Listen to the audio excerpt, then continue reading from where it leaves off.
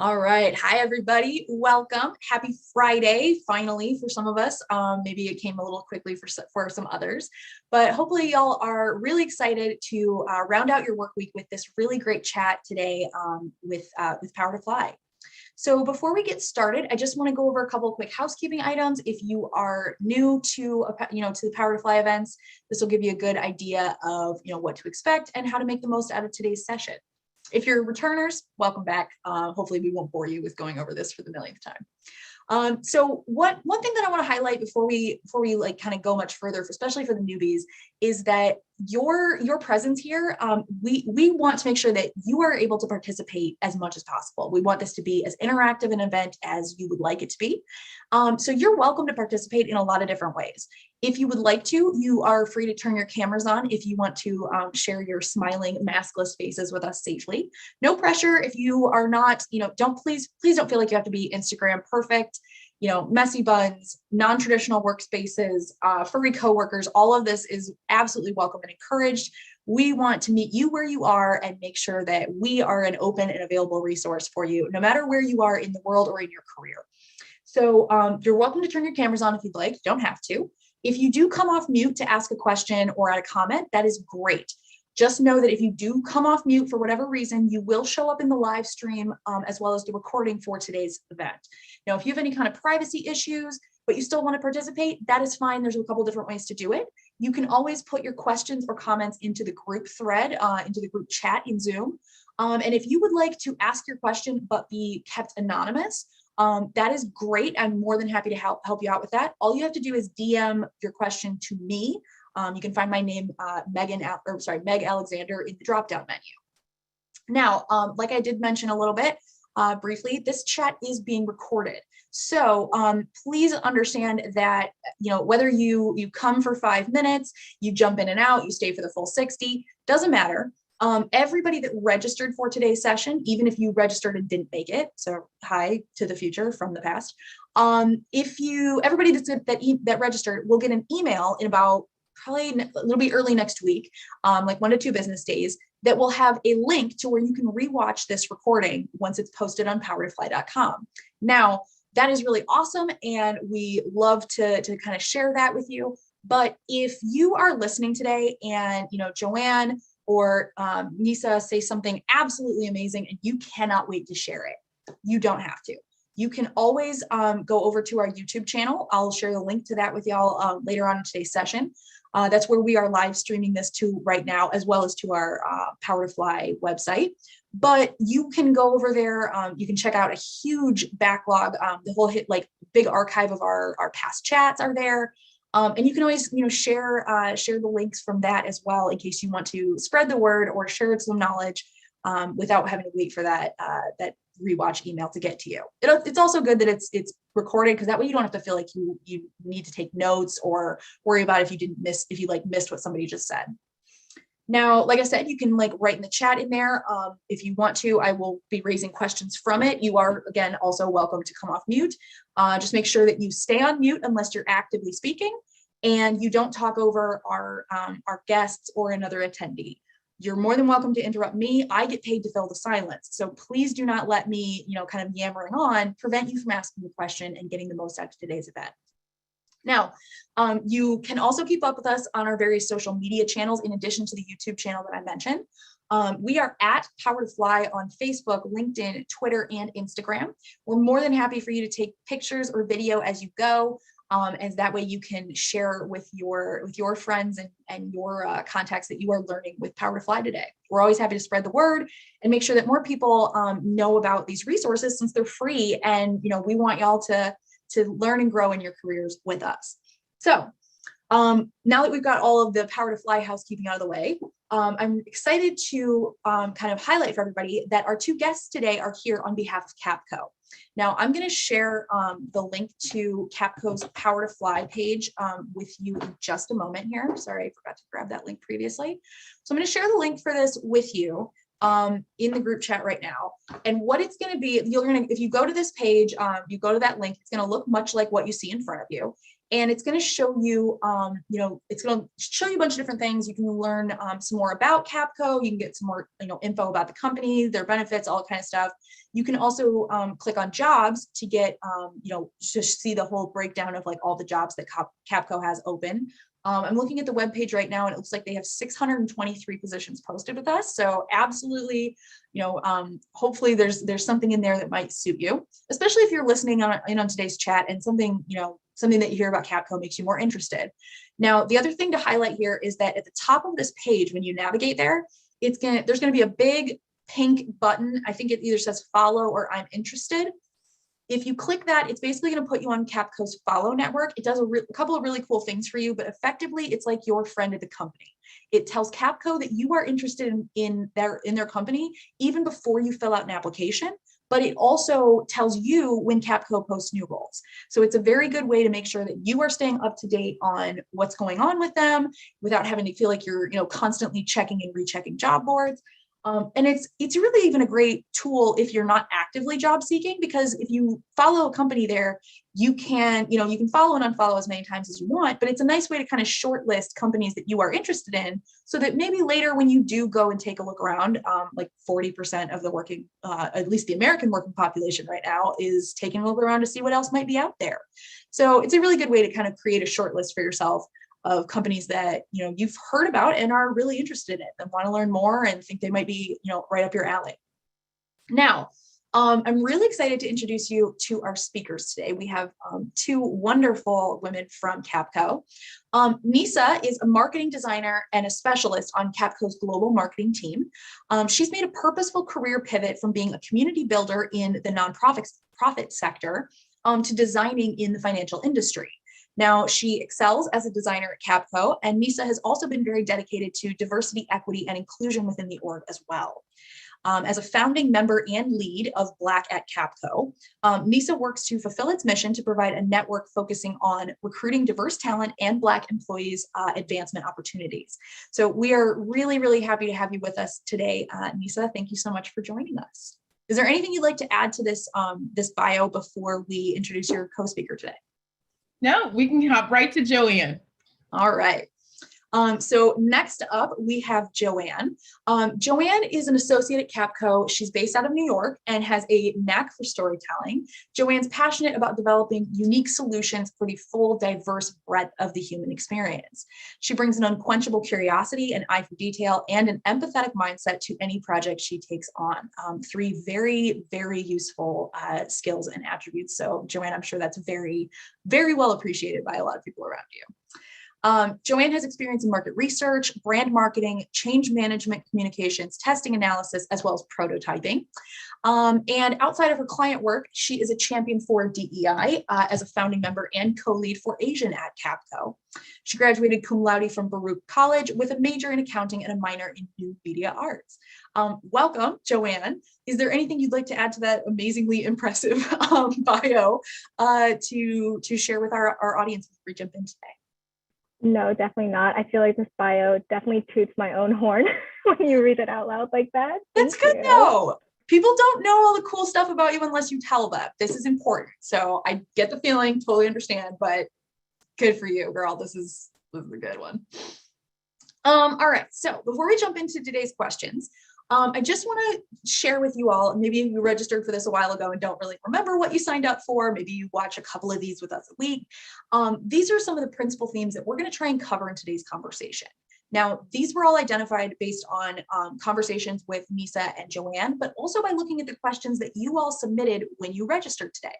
Now, like I said, we're going to try and cover these, but as time allows, but we want to make sure that you are welcome to participate. So just know that by taking time out of your day to spend with us and be here for the live recording of this, we want to make sure that the time that you spend with Powerfly is well worth it. So please feel free to drive today's conversation. If we are, touching on something and you'd like to dive even deeper, let us know. Ask a question. Come off mute, throw it in the chat, DM me, whatever you like to do. If you want to, let's say we're addressing one of your questions and maybe we don't have the angle quite right. If you want to give us additional context or follow-ups, that's totally great. Please feel free to do so. And if you asked a question and you want to know it and you don't think we're going to get to it, ask early, ask often. we want to make sure that you get out of today's event what you came for. So we're going to talk a little bit about some ways to create safe spaces at work through things like affinity groups, as well as mentorship options. We're going to talk about some tips to build a support system for yourself at the office, as well as some ways to be an ally to others at work. So for those of us not within the people of color dynamic or demographic, ways that we can help and support our coworkers and our team members that need that support, in ways that, utilize your privilege and are able to help use it for other people. So as we dive into the questions today, let me stop sharing here for a second. There we go. So to dive into the questions today, we got a lot of really interesting ones. So we're going to just jump in here. Now, obviously it's all opinion, but do either of you feel like it's possible to really be yourself in a corporate environment where, you are surrounded by a lot of that kind of dog eat dog mentality? I'm really interested to see if either of you have experience in this. Nisaa, would you like to kick us off? Yes, sure. I think that's the first place that we need to start, because I think a lot of times when it comes to being yourself or being authentic or being true, the next thing is, as long as it's professional, of course it will be. So I think that idea that, can you do that within a corporate realm? Can you do that anywhere? Yes, you can. For myself, I had a clear understanding of what I wanted to be when I came into my organization, Capco.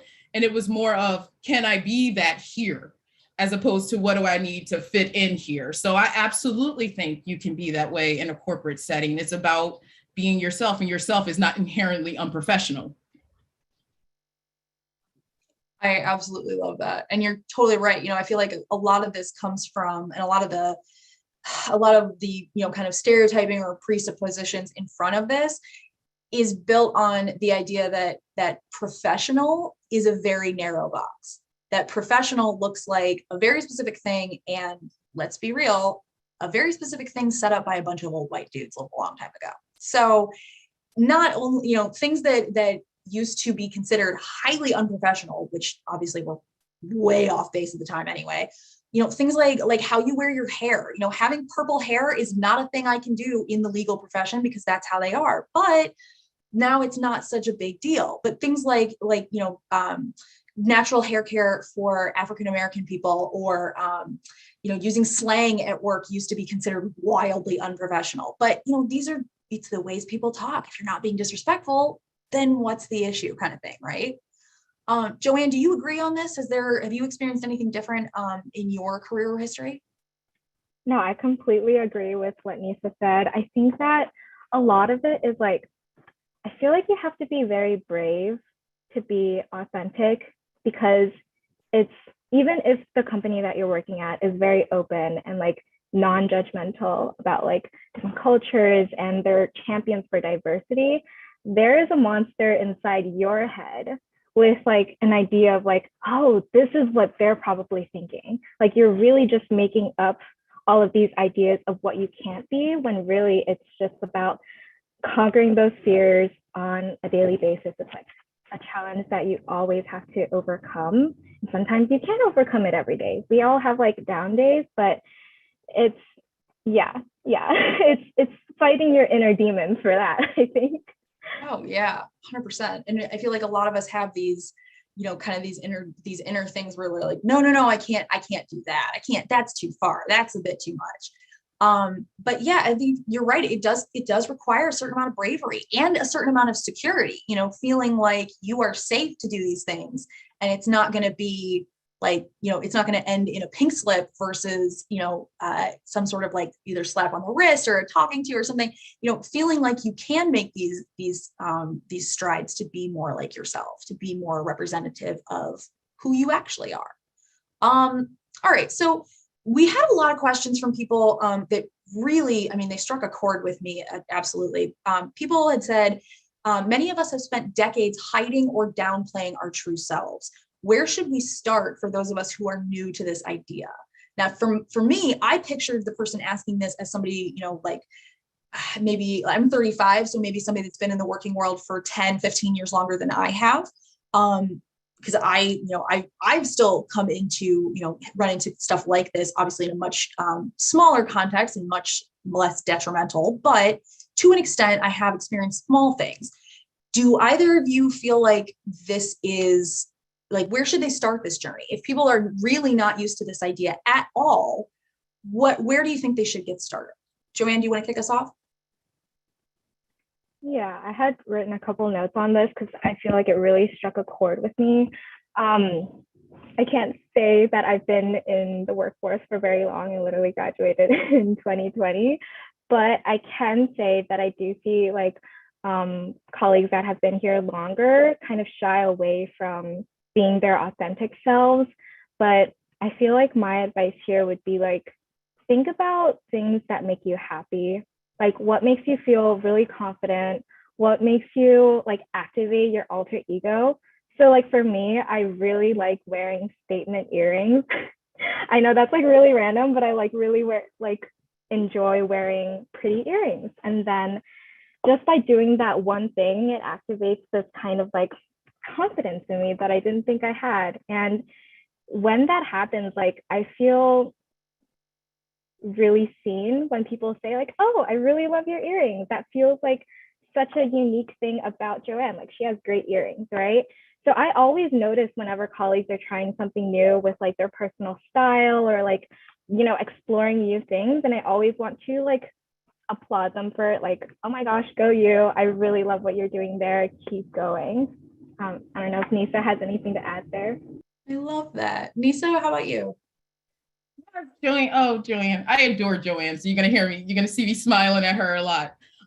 Yes, definitely. And one of them, just particular to my experience, one of the ways that when I was starting at Capco and I was interviewing, you know, after doing some serious due diligence, because it was one of those points in my life where I said, I am not moving forward unless I can be me and I can be happy, because this takes up, like work takes up a lot of your life. So it was one of those things. So when I went for the interview, I had my braids and I said, you know, in the past, in the way I grew up, in the way like, you know, my older sisters and stuff, it's like, you don't do that in the corporate world, you know, like you said about the natural hair and all of those things. So I went in with my braids that probably, you know, in another few weeks would need to get them redone. So it's some new growth. And I said, you know, pulled it back into a bun. And I said, you know what, this is who I am. And this has nothing to do with my design skills. I don't look unprofessional. And it was almost a quiet test of, will I see the eyes looking and all of those things. So it was like my way of keeping a promise to myself. It's like, now that you have the interview, don't change up now and think you're going to be what they want you to be. It was sort of like, start by making a promise to yourself of, today I'm going to do X. And what Joanne said is like, you really find your passion, because then you can't hold back. You know, you can't be guarded. If you're really into something, you're going to smile, you're going to laugh, you're going to be like pumped up about it. So find whatever passion that you can within your company. And that will be really easy way for you to tiptoe into it if you don't want to dive in, because I get that idea that in past generations, especially for Black women, in my experience, there was a certain way you were supposed to be in order to get ahead. And I'm seeing, you know, some people who are sort of in the xennial and, you know, the millennial sector, it's like we're starting to say, no. It may be your first thought, but we're like, no, we're not going to do that. So everyone can't dive in and be themselves, but you can tiptoe. And I think the safest way is finding a passion, but also keeping that promise to yourself. Sorry, I lost my unmute button there. No, I think you're absolutely right. I love the idea of treating it as like a small test. I currently do the same thing with a lot of people. And you're right, it kind of comes down to how much you feel secure doing that. And if you are in a resourced enough position to not have to worry about, you know, kind of limiting your career prospects if you just can't afford to do that. Because honestly, I feel like a lot of us, if not everybody, has been there before. But, you know, I do the same thing. I have bipolar disorder, and it's not something I hide. It's not necessarily a flag that I stamp on my forehead and make all of my things about that. But I use it as a bit of a micro test to just see, like, if I mention this, are you the kind of person that's going to be snarly about it? Like, what's, you know, it kind of gives you, it's like going out to a restaurant. If the person's mean to the waiter, then you know that they're probably not a really nice person. It's a nice, like, very small litmus test, at least for me. So that way I know, like, not like I'm not ever going to work with this person, but like, okay, I know where I might stand there. But, you know, by and large, I don't have to make that call, because people, you know, if you come out saying this is me and it's honest and this is it. People that know that your work is what matters, that's going to be clear. That's something that you can absolutely appreciate. But you're right, Nisaa, kind of looking at not only at your, what you're willing to do, but also their response. Really look at that and see what that tells you. Because it's not an evaluation of you. It's not a judgment on who you are as a person. It's more going to tell you who that org is and if they're going to support that or not. And Nisaa, you're absolutely right. This has been something that's got, especially Black women, it's been very in the forefront because it's such a visual, like, first thing. And I feel like women especially, we're so conditioned to, be mindful of things like appearance. And so it makes it a lot easier to like kind of poke and try and get everybody to line into a narrow box, which it shouldn't have to be. Okay, so, and Keyshawn actually came up in the chat saying she loved the new growth ad that you shared with us. So thank you so much for that.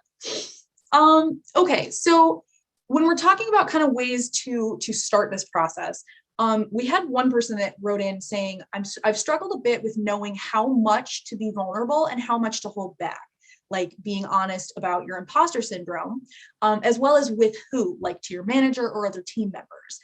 Can you share some advice on how you have towed the line in the past or decided where that line is for yourself? Nisaa, do you want to pop off here?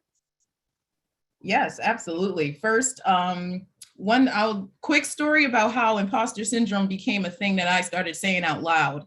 I was like doing work or something. I overheard a coworker who I thought was the most confident person that ever existed on the planet.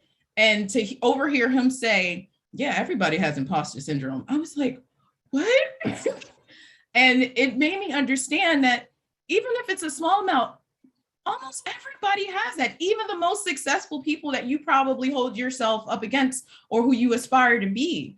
Like, so with me, it was just something that I had to sort of stop with the demons inside. First of all, Joey, I love that because it's like sometimes it's your own voice that'll stop you from like moving forward. But with imposter syndrome, and I'm sorry, I'm going to harp on imposter syndrome because I think we need to start talking about it. With that, you have to find people in your organization, or if it's not in your organization, in your life.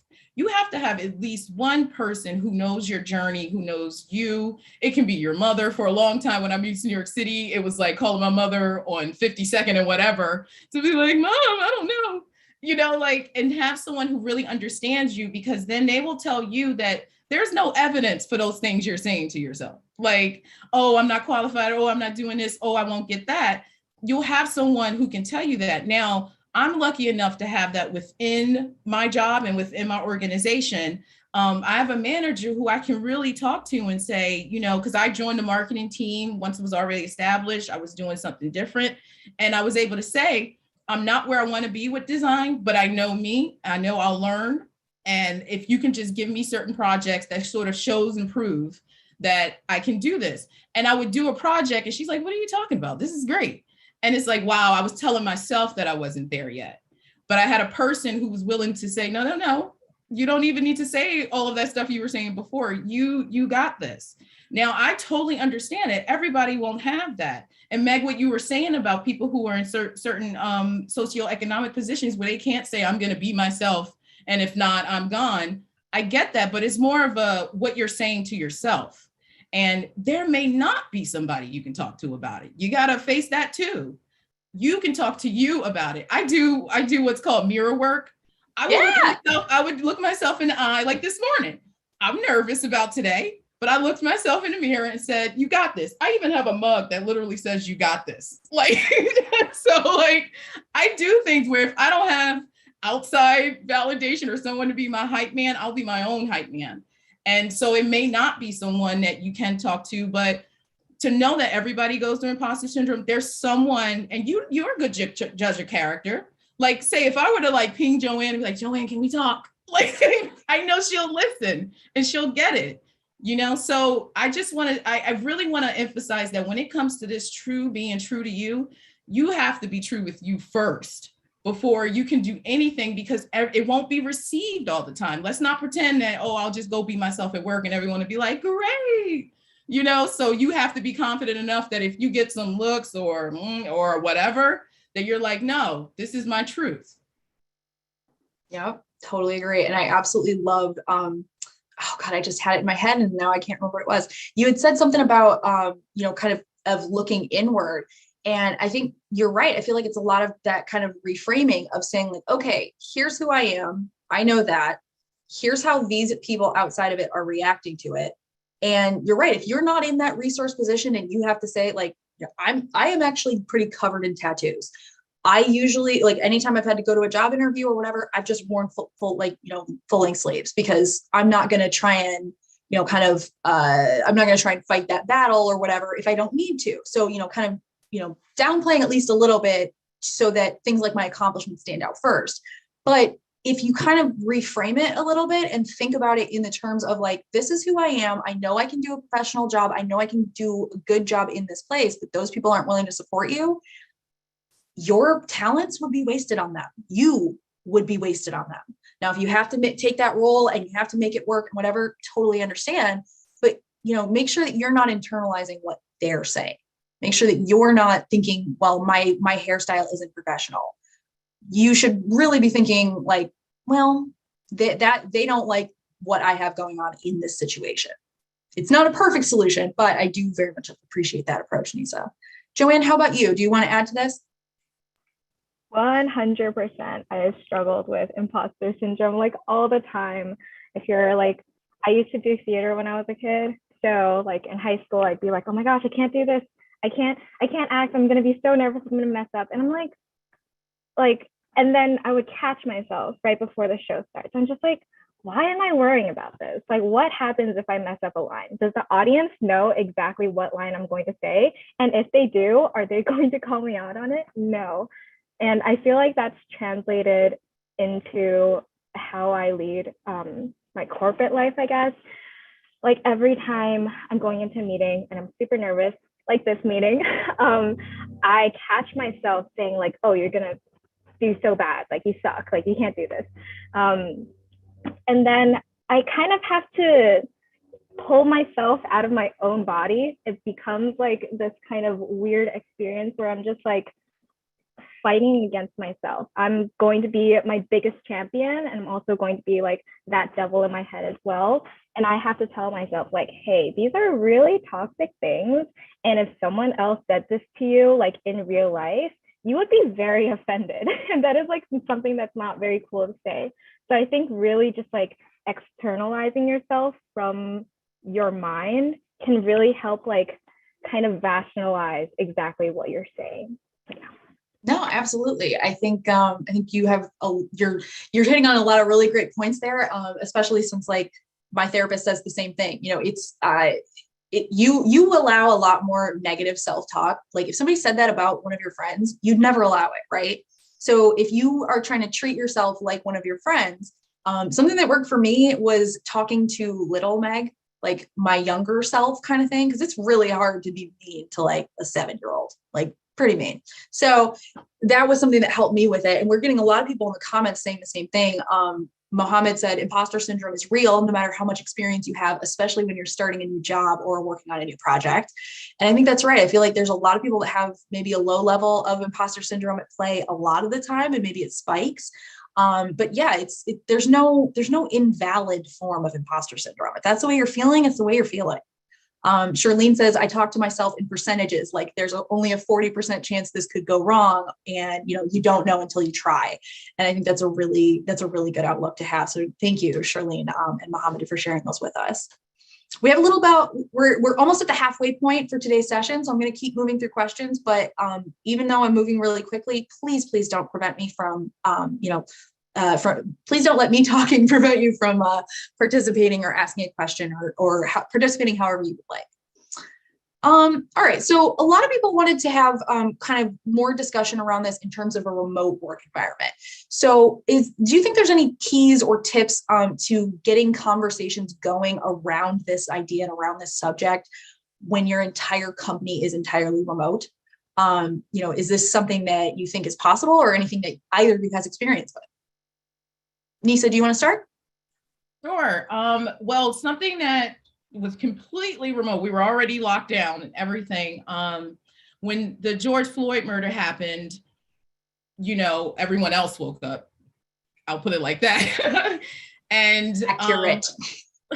There were a few people from Capco who got together and started a working group.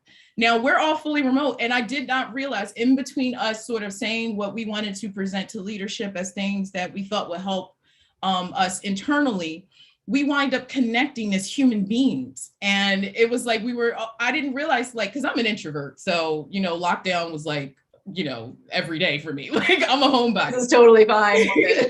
But it was like that start for sort of a connection. And then it turned into having little one-on-ones. And, if someone new joined and you're like, hey, so welcome to Capco, I would have these sort of side one-on-ones. And, when I'm doing certain events about the affinity groups, hey, if you have any questions, reach out to me. So there are many ways that I actually flourished as an introvert with the remote, because it didn't feel like I'm not really good at like networking events, like big networking events. I'll like find one or two people and we'll have a conversation all night.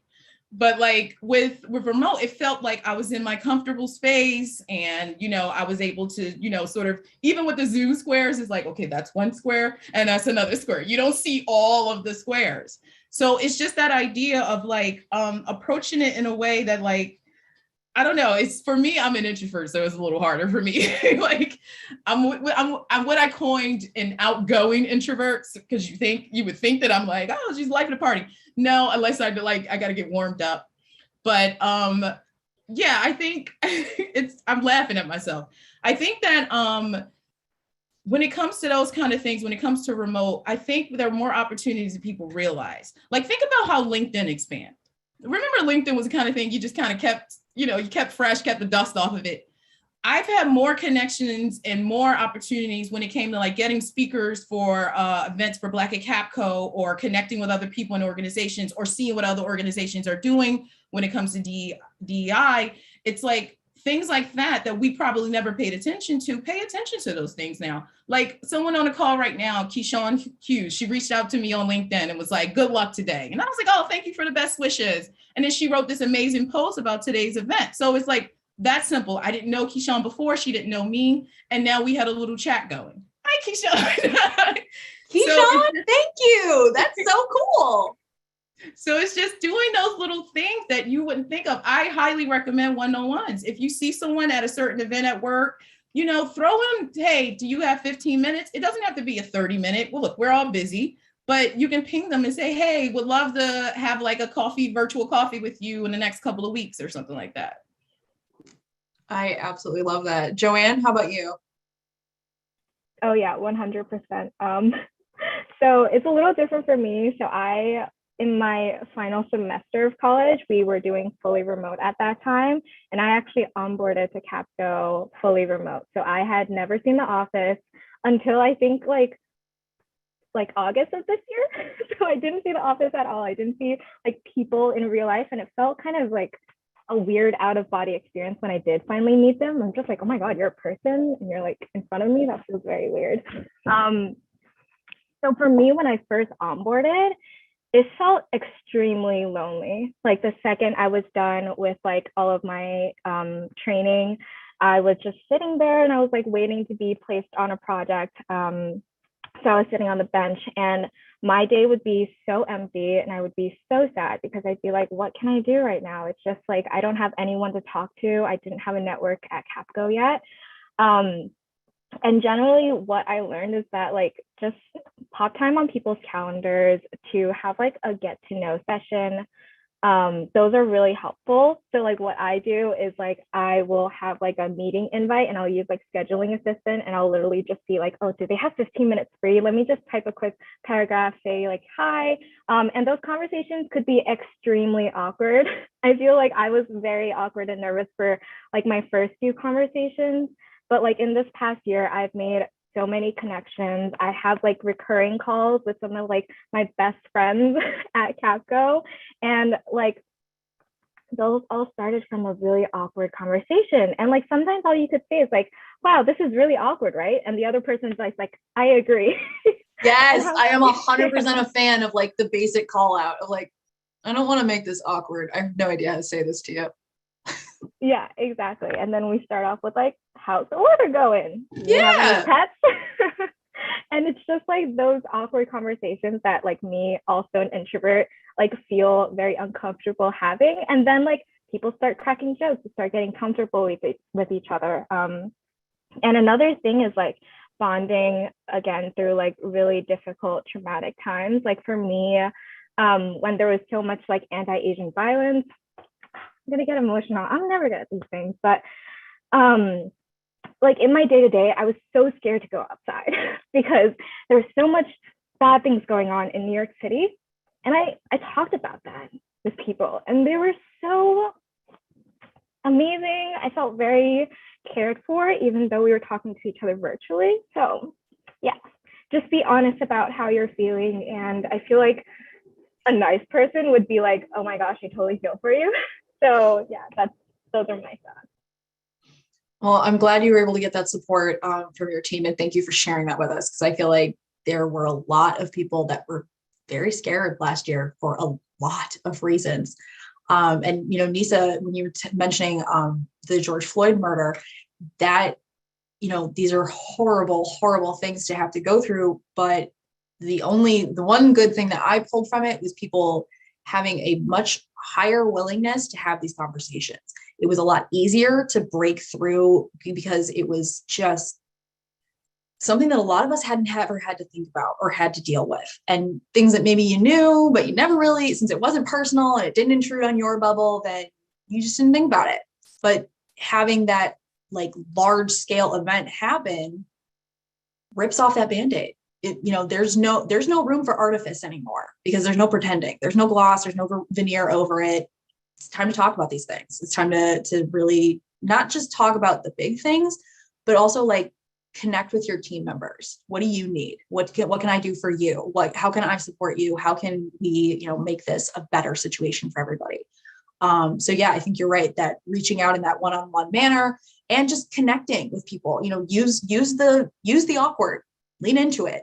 It's awkward for a reason. It's not awkward because it's going to be awkward forever. But in my experience, the awkward stuff is usually the important stuff. So yeah, I very much hope that helps people. Sonia had brought up a really great question in the chat, and I want to make sure we get to this because we're closing in here. I mean, these things always go way too fast.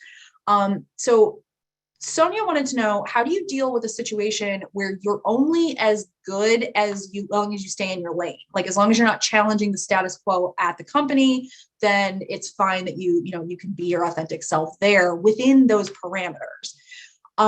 Do you in what way, or do you have any ideas on how somebody could be their authentic self in this situation? Because we had a lot of people that wanted to know, like, if you don't have that support system at work, is it like a chicken or the egg kind of thing, right? Like, do you need the support to be yourself, or do you start with being yourself and hope that you gather support along the way?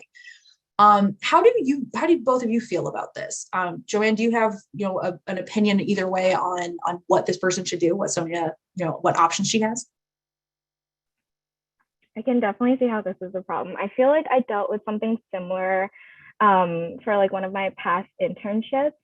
So I was like one of the very few Asians in the company at all, and I felt very lonely. People were talking about the Real Housewives, and I was like, I don't know what the Real Housewives are. I've never watched that.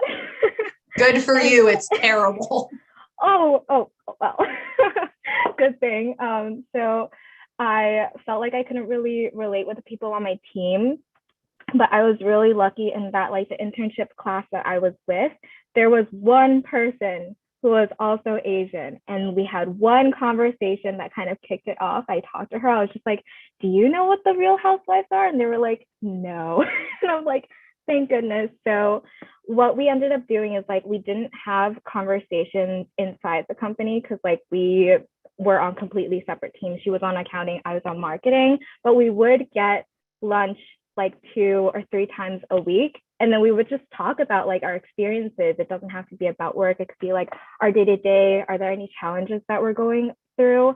And it was kind of like a pure mentoring relationship as well. She was helping me, like, pivot my career into something that wasn't exactly marketing. I wanted to do something a little more challenging, and she helped me with that. And I feel like it's just making those connections with people who you kind of like click with I felt like that was kind of helpful. I don't know if that's like the best advice if you have like literally no one at your company, but maybe like Nisa.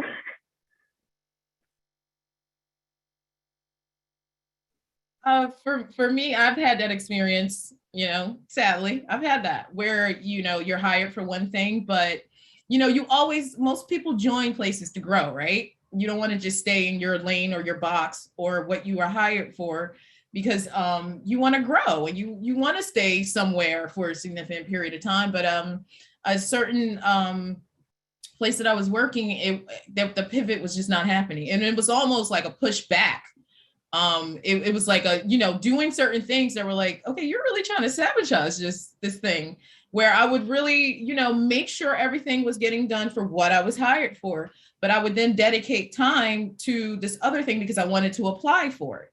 And, sometimes that's the case, but for instance, at Capco, I was hired as a presentation designer, but then I was added to the global marketing team. I started doing presentation design, but I was also like, hey, I'm interested in doing other things that are graphic design and things like that. So I was given that opportunity. So it's hard. It's like, it's not common for people to be like, sure, we'll let you grow. Most people want you to stay in your lane. No, you're really good at that presentation design. Stay in that lane. God forbid that would happen if I was at Capco. But I think with that, you have to do what Joanne said. I really believe that everybody in that company, even if they're that kind of company, everybody's not like that. So it's almost like you build your little tribe, like you build like-minded people, because then I know there's a great word of mouth within organizations that people don't really talk about. Like people who will tell you, oh, that person's cool. Oh, that person in leadership, that's a great person to talk to about this. Oh, you're having an issue with your team. You know what? Speak to him because he was really helpful to me for something. So it's sort of like find your people who are sort of on the same wavelength as you, and you'll be able to spot them at the holiday party or at this meeting. And you're like, wow, I really like her. And that'll be the people who you can kind of, speak up to. And then they can help you with people who can move the needle, and you can get things together that can actually move it. That's not easy. Nothing we're saying today is easy, because we've had the bad experiences with it. But all I can share is that I have been successful at being myself at work, and here's how. Like here's how I did it. But definitely with that idea of staying in your lane, that's a real thing too. But find your people, find the people who are thinking like you, because then they'll know who to speak to, or they'll have some experience with people in leadership or people at certain levels that can help move that needle. And it might honestly be just a point of saying, like, because when I read this question, I was thinking about it in terms of, like I want to start these conversations about like, maybe we need an ERG, but you're not in HR. So, you're being told that you're outside your lane. I've seen these things happen in the past. What I've seen work successfully, at least successfully in terms of like what the working world was like about 5 to 7 years ago, came from just continuously asking the questions. Like, hey, I know that I'm not in HR, but I think we could really use an ERG. Who can I ask about that? And then just keep following up. Like I've done it before where I've set reminders in my calendar, like a week, 3 to 5 weeks, 2 months, and 6 months out. So that way I keep following up on these things and keep asking and keep kind of nudging it, because the squeaky wheel gets the grease. But if you're the one asking these questions and like, hey, who could do this? Who can help with this? Then you're not going outside your lane. You're trying to find whose lane that is. So that gives you that like kind of not necessarily plausible deniability, but like lets you say, I recognize that this is probably outside of what you hired me to do, but this is something that's needed. So can we talk about this?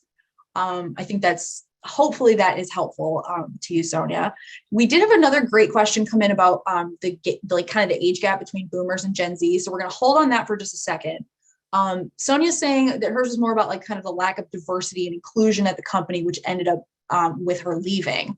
And so I can absolutely understand that. I've been the only woman in a lot of the rooms that I was in, and it's, again, not the same, but being in that position, you definitely have to look for your buddies. You have to look for people that do not seem to think the same as maybe the larger group around you. Now, when it comes to kind of creating that safe environment at work, how can we foster this? And I'd like to hear a perspective from both like internally of like people that maybe would be, the subjects of these various affinity groups, but as well as from an outsider perspective, like what could I do to help support this and create this safe environment at work? Have there been anything, any things that you have seen in your, in your experience that maybe work especially well for this? Joanne, do you want to start? How can I create a safe space? I feel like Nisaa would be really great at speaking to this because she did help like create Black at Capco, which came before Asian at Capco. The reason why I wanted to have Asian at Capco is because I didn't feel like there was a lot of recognition or like understanding of like our culture at this time. I wanted to create a space where we could lift up other affinity groups that are already existing or are on the way. Like literally last week, I was on a call with Polish at Capco, which is a new group that they're trying to kick off. And that was very exciting. They made a lot of potato jokes. And it's about like just connecting because of this emotion that you have. Like what drives me to keep pushing for more DE&I is that there is this smile that people have when they finally feel heard or recognized. Like, for example, we recently had a Diwali event that was like in person and also hybrid. And like so many people had like this kind of smile where they were just like, wow, I feel like I'm at home. And that's really what's driving me, because I want to create that home, that community, that place where like, maybe you can't complain to someone on your team, but you can come to this area and you could say like, oh my gosh, someone just tried to mansplain me. And like, it would be a place where people understand how you're feeling. So yeah. Oh, I had that same revelation when I started working at Power to Fly, and about 3 weeks in, I was still like getting dressed and I put makeup on and the whole shebang. And one day I just didn't feel like the makeup and I didn't. And nobody asked how I, are you feeling okay? You look tired. You look a little sick. And it was the most wonderful lack of issue. And it kind of gave me that feeling of like, oh yeah, like my work is the valid point here. It's not, I mean, granted, I'm on camera now. I do have to look, a little more presentable. But when I was in an internal capacity, they were like, yeah, you're working. Who cares? And it was wonderful. Nisaa, have you had that same experience of like, feeling like your efforts are helping other people to feel like they are at home?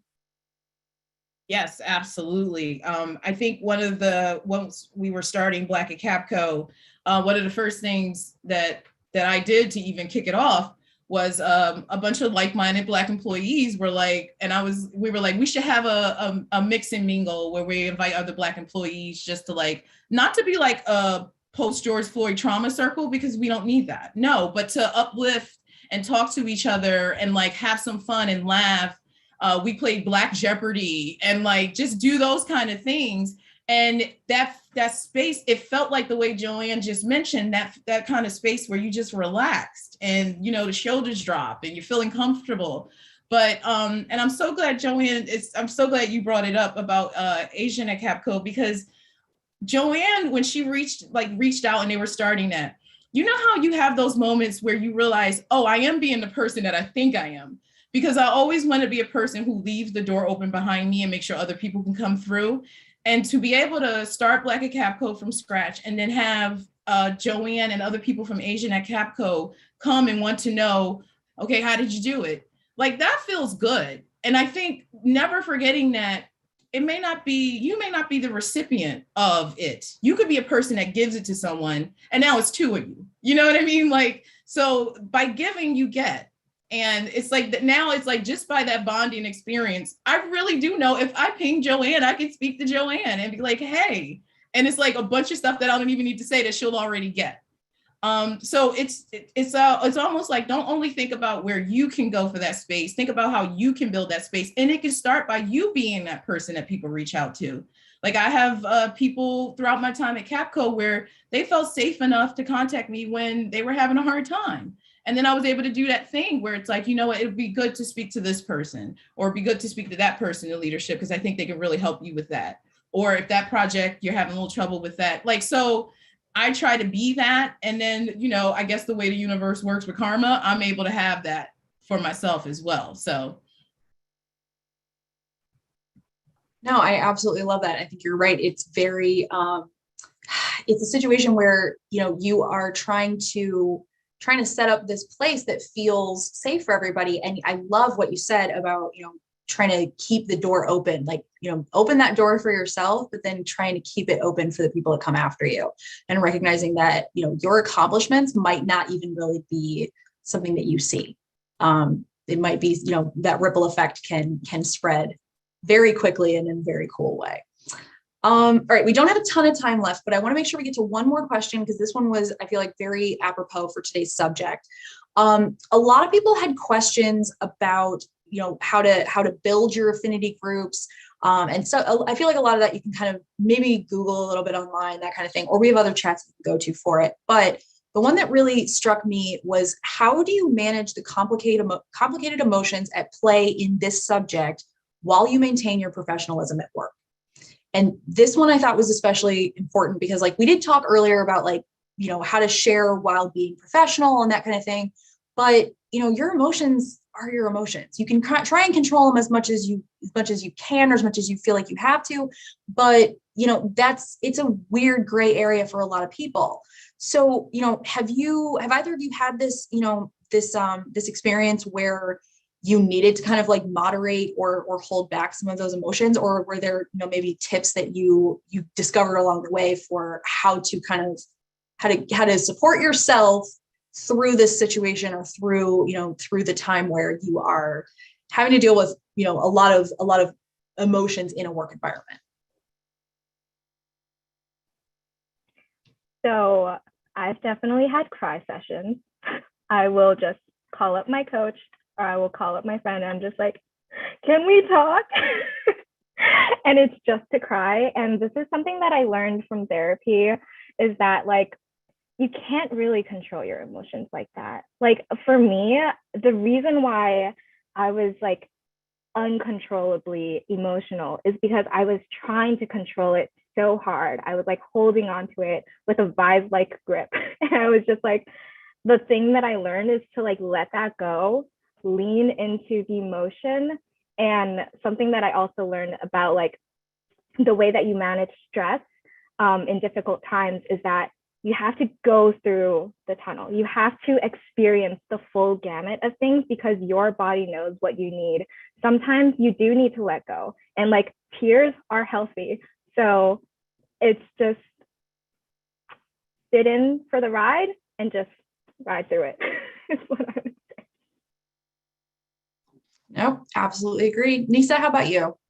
Yes, I think, Joanne, you led by example today when you were speaking about all the things that were going on with Asian Americans and people who are here, and you got emotional. That's real, right? I remember the calls we were having, you know, and people got emotional, and it's almost, I think it's real. Like when we were on a call for where the company was trying to get together and talk about what happened with George Floyd, one of the most impactful people who spoke was someone who was in tears. You barely could understand her, but you understood. So like, it's true. It's like you said. And if you suppress all of that, oh, it's going to come out in other ways. It's going to come out in ways you didn't think. And that may be more detrimental than you just having a good cry, you know? But like for me, if I get emotional about something or get wound up, I really do reach out to people. I'm the kind of person where, you know, I'm self-reliant and all those things, but I realized, who was that serving? No one.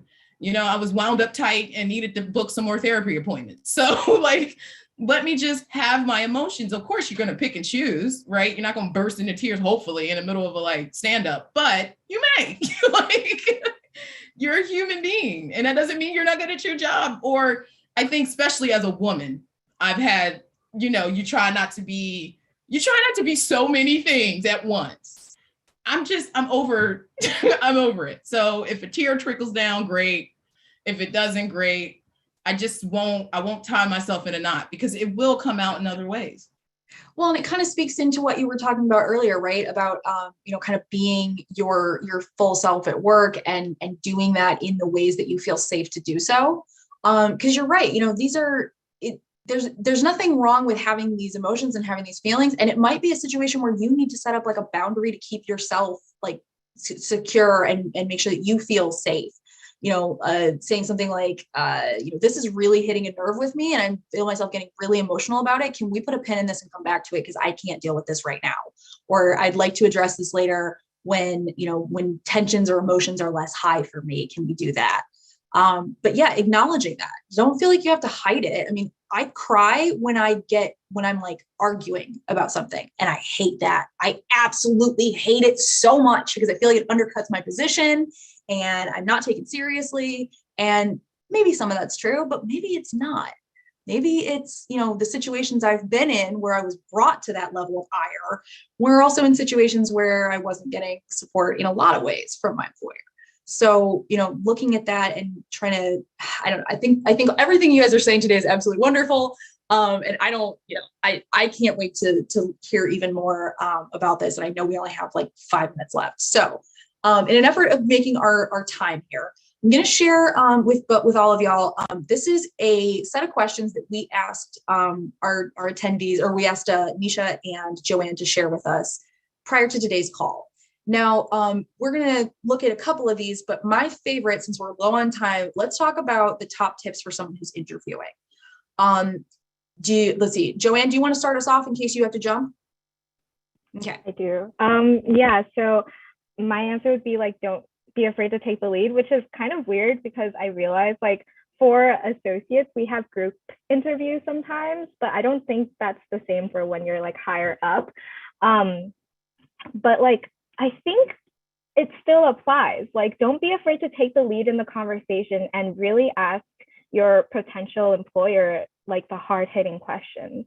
This is something that I've learned recently, but like, don't be afraid to ask about things like compensation. I mean, there's definitely ways to go about it elegantly, and there's resources online for that.